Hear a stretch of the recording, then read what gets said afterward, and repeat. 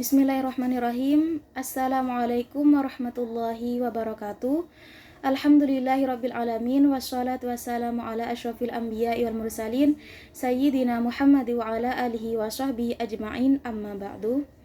Yang sangat kami hormati dosen pembimbing mata kuliah Perbandingan Pendidikan Bapak Fikri Farihin MPDI, dan tak lupa pula kepada teman-teman semester 6 PAI reguler yang sangat kami cinta dan sayangi. Pertama-tama marilah kita panjatkan rasa puji syukur kita atas kehadirat Allah Subhanahu wa Ta'ala, yang mana pada kesempatan yang berbahagia ini kita masih diberi kesempatan untuk menempuh kuliah pada semester ini. Kedua kalinya sholawat beserta salam semoga tetap tercurah limpahkan kepada junjungan kita Nabi besar Muhammad Sallallahu Alaihi Wasallam, yang telah mengikis kita dari zaman jahiliyah menuju zaman yang penuh ilmu seperti pada saat ini. Baiklah, kami di sini kelompok 2, saya Siti Maimunatus Sofia dan teman saya Nur Muhammad Said juga Fauzan ya. Di sini kami akan menjelaskan sebuah materi mengenai perspektif metodologi studi pendidikan. Suatu pengetahuan dapat dikatakan sebagai suatu disiplin ilmu yang ilmiah apabila ia memenuhi beberapa persyaratan. Yang pertama yaitu memiliki objek studi, kemudian memiliki kekhasan yang metodologi, kemudian pengetahuan tersebut disusun secara sistematis. Nah, itulah latar belakang adanya makalah kita pada pagi hari ini.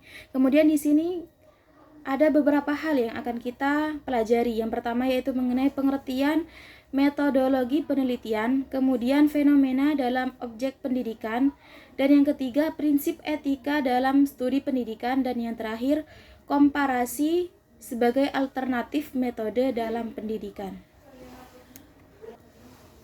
Secara epistemologis, suatu disiplin ilmu itu menyangkut cara atau metode dalam rangka memperoleh pengetahuan yang ilmiah. Itu materi kita yang pertama, itu mengenai metodologi pengetahuan ilmiah. Kemudian setiap disiplin ilmu itu memiliki kekhasan metodologik yang membedakan satu disiplin ilmu dengan disiplin ilmu yang lainnya. Misalnya di dalam fisika dan matematika ini sama-sama menggunakan pelajaran hitungnya, tetapi ada kekhasan yang membedakan antara kedua mata pelajaran tersebut. Kemudian di sini metode itu merupakan cara ya, sedangkan metodologi adalah kajian konsep teoritik tentang aneka macam metode beserta kelebihan dan kelemahannya.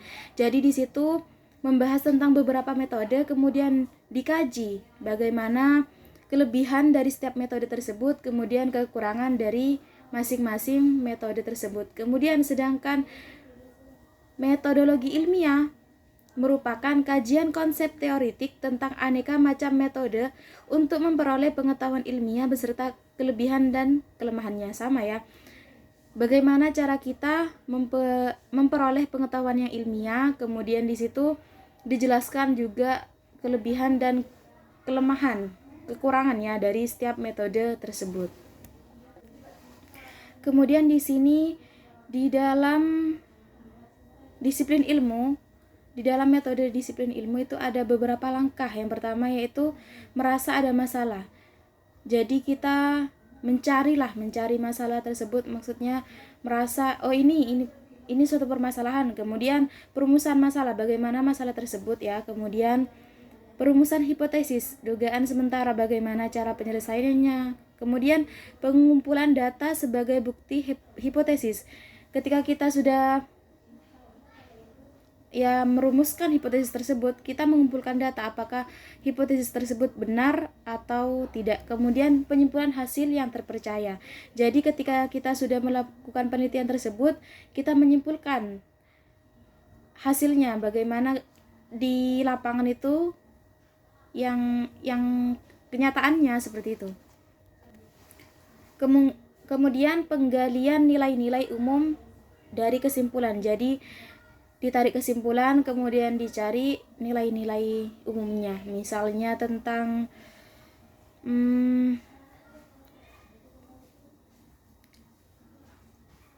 kebersamaan seperti itu ya, nilai-nilai umumnya.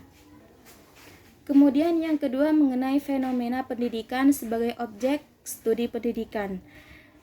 Di sini bersifat fundamental karena pendidikan memiliki kedudukan yang diyakini sebagai salah satu instrumen utama dan penting dalam meningkatkan segenap potensi anak menjadi sosok kekuatan sumber daya manusia. Jadi seluruh umat, bahkan seluruh manusia ini pun sudah paham dengan adanya pendidikan ini, potensi anak ini akan menjadi tergali, maksudnya bisa diasah lah kemampuan anak dari setiap peserta didik. Kemudian di sini ada beberapa ciri khas pendidikan keluarga. Pendidikan yang biasa dilakukan di lingkungan keluarga, baik itu dari ayah, ibu ataupun kakek nenek ya. Di sini ciri-cirinya tidak diselenggarakan secara khusus.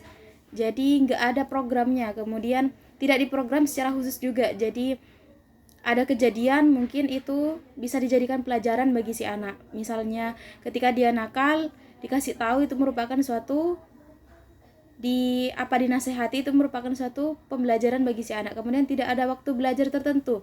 Jadi tidak ada waktu. Kan kalau di sekolah misalnya sampai jam 11, tetapi kalau di lingkungan keluarga tidak tentu, bisa saja pelajaran itu terjadi ketika malam ataupun sore hari. Kemudian tidak ada metode dan evaluasi yang sistematis.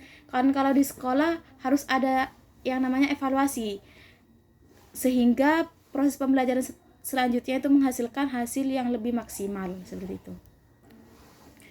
Kemudian yang ketiga mengenai prinsip-prinsip etika dalam studi pendidikan. Di sini ada 4 prinsip ya. Yang pertama yaitu hormat kepada orang lain. Dalam prinsip ini mengajarkan kepada kita bahwa dalam studi pendidikan harus memberikan penghormatan kepada orang lain. Jadi adanya rasa hormat,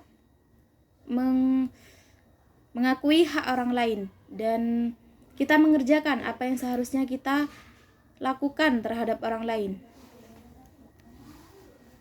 Kemudian yang kedua yaitu kesejahteraan. Pada prinsip ini memberikan batasan bahwa pelaksanaan studi pendidikan tidak boleh merugikan partisipan, yaitu tidak boleh merugikan responden ya pada penelitian kuantitatif dan juga subjek pada penelitian kualitatif. Jadi tidak boleh merugikan di antara pihak-pihak yang berhubungan dengan sistem pendidikan. Kemudian yang ketiga yaitu keadilan. Pada prinsip ini amat ditekankan karena ya setiap individu, responden atau subjek penelitian hidup dan berasal dari konteks yang beda. Jadi tidak ada namanya diskriminasi. Kemudian yang terakhir yaitu kerahasiaan. Prinsip ini memberikan perlindungan subjek atau responden dalam hal penggunaan semua informasi yang dianggapnya sebagai sesuatu yang bersifat rahasia. Jadi ketika sesuatu rahasia itu tidak diumbar seperti itu ya, benar-benar menjaga yang namanya penelitian itu dah. Kemudian materi yang terakhir mengenai komparasi sebagai alternatif metode dalam penelitian. Penelitian dengan jenis komparatif berusaha membandingkan dua sistem pendidikan baik dalam satu negara maupun antar dua negara atau lebih.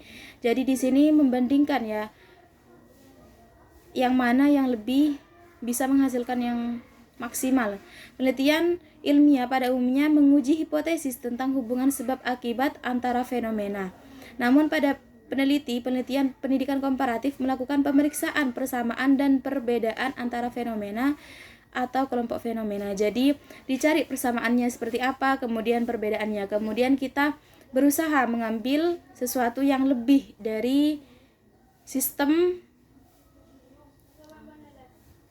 yang sudah bisa menghasilkan yang lebih maksimal gitu. Mungkin itu materi kita pada hari ini. Sekian dari kami. Assalamualaikum warahmatullahi wabarakatuh.